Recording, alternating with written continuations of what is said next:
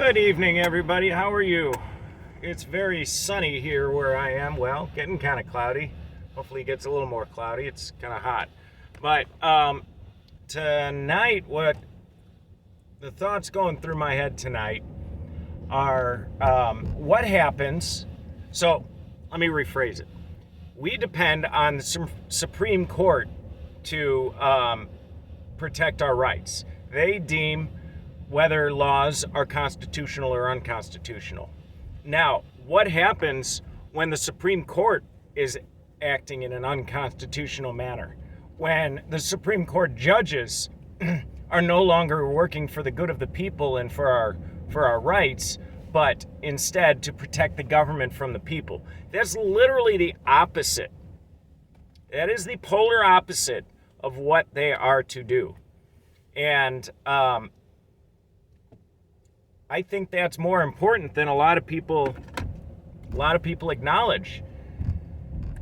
That tells me that no matter what executive action the president puts across, unless it's so glaringly anti-freedom, the Supreme Court is going to let it happen. You know, it started with stuff like Terry versus Ohio, constitutional.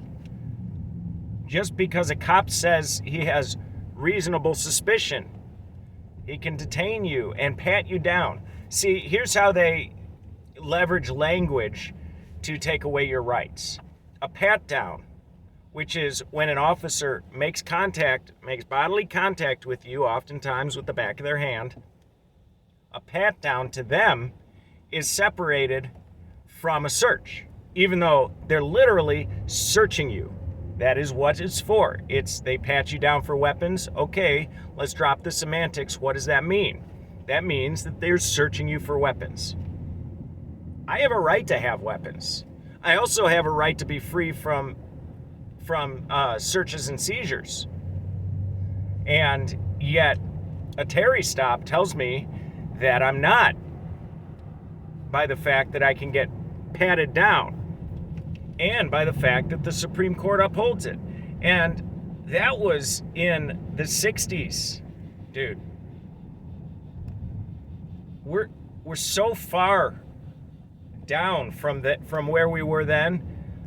Look, you got checkpoints, like immigration checkpoints. The Supreme Court has deemed those constitutional. So what that means is, without actually committing a crime, you can be stopped, you can be made insecure in your person's papers and effects, just to see whether you're an American or not. What do you do? See, here's the problem I have with channels like Audit the Audit, as opposed to somebody like Lackluster. Lackluster sticks up for natural rights. You know, he doesn't excuse things just because the Supreme Court upheld it. Dude, Supreme Court justices are fallible humans just like you and I, with biases, with bad days. How many of them, sorry ladies, but how many of them hear cases and make rulings when they're maybe not in the best frame of mind due to biology, be it men or women? I'm trying to tread lightly here, but you know what I mean. And no offense, ladies, you're wonderful. You're wonderful, but we need people on the Supreme Court who have one singular goal, and that is to stick up for the most vulnerable people, which are the people like you and I. We don't have badges. I don't have a badge, at least. And we get told that by sovereign citizens, because they are citizens who consider themselves sovereign from the laws that they are charged with upholding, we get told that we are not allowed to exercise our rights, be it to remain silent. How many videos have you seen where cops just go up to people and for no crime and expect them to talk, expect them to hand over their license. Dude, we've gotten away from it because people just keep complying out of fear. And for what should we be afraid of cops? Cops are there to serve and protect, right? Then why is everybody so intimidated by them? That is not right. But people are so intimidated that they refuse to say anything about it, and that's the scary part. My mom is a good example of intimidation. She drives the speed limit, maybe accidentally goes 2 miles an hour over the speed limit, but she doesn't break laws intentionally. She doesn't, and speed laws, that's not a crime if you speed. There is no victim unless you hit somebody or hurt somebody's property. But she will slam on the brakes and make the car jolt forward every time she passes a cop. And I tried to tell my mom, as somebody who does not appreciate police contact, hey, you know what? That makes you look like you are trafficking things. If you're so afraid to even drive by a police officer when you're not doing anything wrong that you gasp and slam on your brakes, that is a trauma reaction. Why have we been traumatized by our servants? Why have we been traumatized by our servants? It's because they can call themselves public servants. That doesn't make it true. It doesn't. Just like a pat down is a search. You know, they say it's not, but that's not true. It is a search. Again, they leverage language and they leverage technicalities to take advantage of you. You are nothing but tax cattle to them. And what is one of the most highest, what is one of the highest earning ways? Oh man, that was a terrible sentence. How do they get money out of you? What's the best way to get money out of you? Pull you over and ticket you. Okay, because most people will just put up with it, pay the ticket because they don't want to take a day off of work. Dude, you could be losing as much in the ticket as you would losing a day of work. But you don't want to stand in front of that judge, so you just pay your ticket. And everybody that just pays their ticket gives them permission to keep doing that to the next person. We are surrounded by cowards. We are surrounded by order followers and bootlickers who would rather turn you into the police than stand up for their own rights.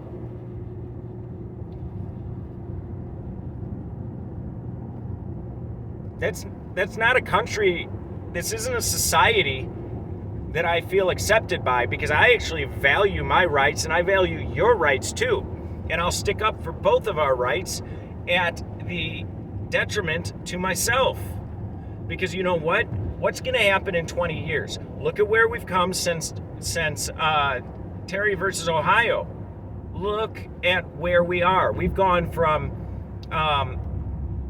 what's that guy's name? That cop show from way back when in the 50s and 60s. I'm so tired today. I can't remember his name.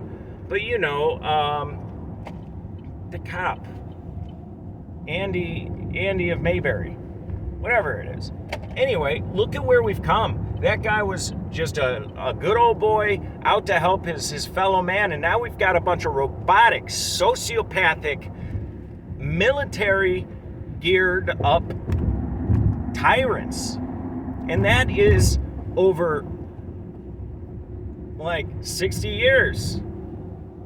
What's going to happen in another 30? What's going to happen in another 10? Most of what you see today started after 9/11. Okay? The Patriot Act destroyed your freedom, destroyed your rights. In 2008, Obama legalized propaganda use against you.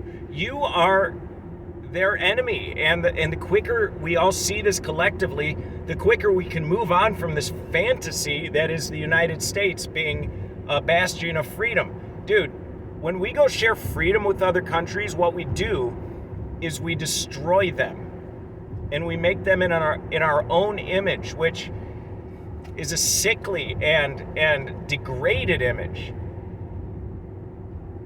And yet we've got people who support these heinously evil wars for no reason other than fear. Your government has made you so afraid of everything, that they have guaranteed your subservience because they've told you that they're the only ones that can protect you from that which they've told you to fear. And I need people to start seeing that. You know, it really doesn't take a majority of people to affect change. It takes a very vocal minority. Look, how many people are actually TRANS? Yet, how much has changed just by them speaking out?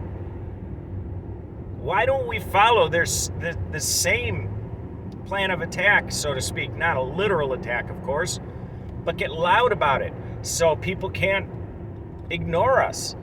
You know, that I don't see another way to affect any change, and I'll be damned if I lay down in my grave without having affected some sort of change to better my children's lives.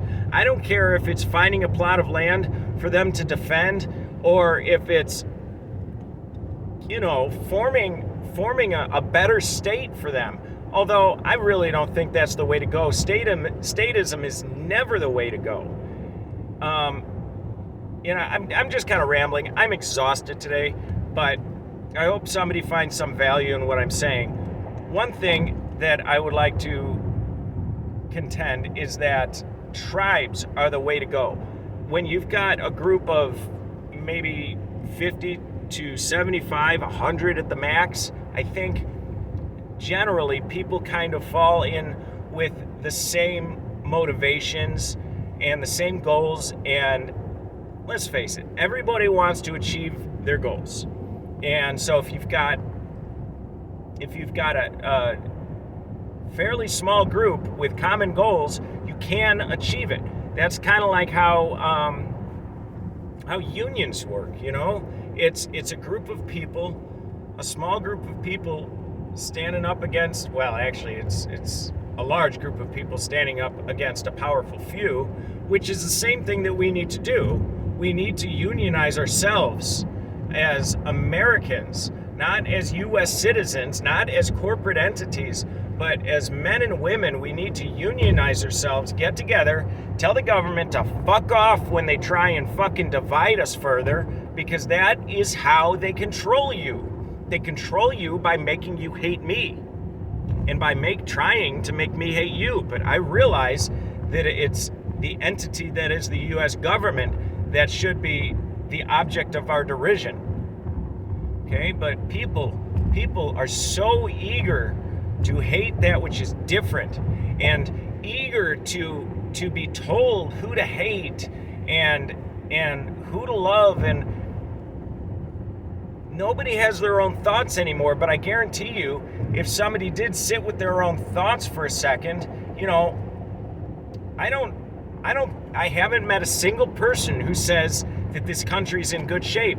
Yet what I do see is one side saying it's the other side's fault, and the other side saying it's the other side's fault. Nobody says maybe it's the fault of the people telling it's the other people's faults. You know, how better to get the spotlight off of you than to point at somebody else and say, oh, you know what? It's the way they voted. They voted this way, and because of that, look, your gas is $4 a gallon. But it ain't that. It is not that. It is the people that have literally conspired to make a uniparty system disguised as a two-party system. Why does Trump give standing ovations to Hillary Clinton? Here's something that I just heard mentioned on San Joaquin Valley Transparency, or I think that's the name of his channel. He said the blues want more government, and the reds want to enforce the government. So even though the reds say, you know what, I don't like this blue government, I want to enforce the red government, well, what they're pro doing is enforcement. And so it does not really matter who is in power, because enforcement doesn't end with what side you support. And have you ever noticed that laws never go away, that they just keep stacking endless weight of laws on your shoulders? There's more. I guarantee you break at least 10 laws a day, okay? Because there's an impossible number of laws to follow. They have criminalized being human. And the quicker we realize that, the quicker we can get out from under this control. Let's flip a cop off together. There we go. Yeah. So there was a cop speeding on the highway, and I gave him a good long middle finger, and guess what? Guess what? He slowed down. Probably to try and get me to catch up to him, but that's what you got to do. You got to grow a pair. Okay? I hate to say it, but we don't change things for the better by minding our own business and being good little citizens. That ain't how it happens. That ain't how we lowered the price of tea, and that ain't how we got our Constitution. You people, you think you can just, live off the Constitution's words without actually fighting for it. Whether you fight with your words or with your actions or with your money, it doesn't matter. But we've become as a society so entitled that all we care really about are words, and we care not to do a single thing to uphold those words. How much longer do you think we can hold out?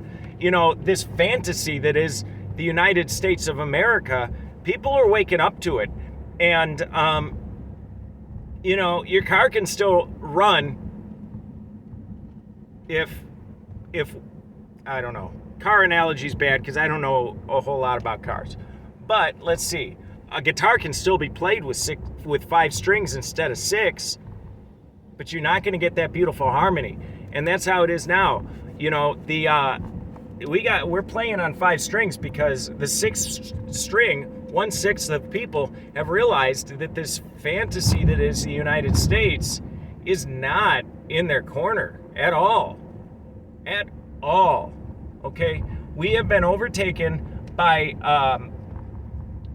violent foreign extremists who how long? Probably since Israel was created. They have dual citizenships. None of the people that supposedly represent you only represent you. And I don't know about you, but I see that as a problem. I don't think that I don't think that people in politics should have dual citizenship. I don't know where I'm going. I gotta go, but have a good night.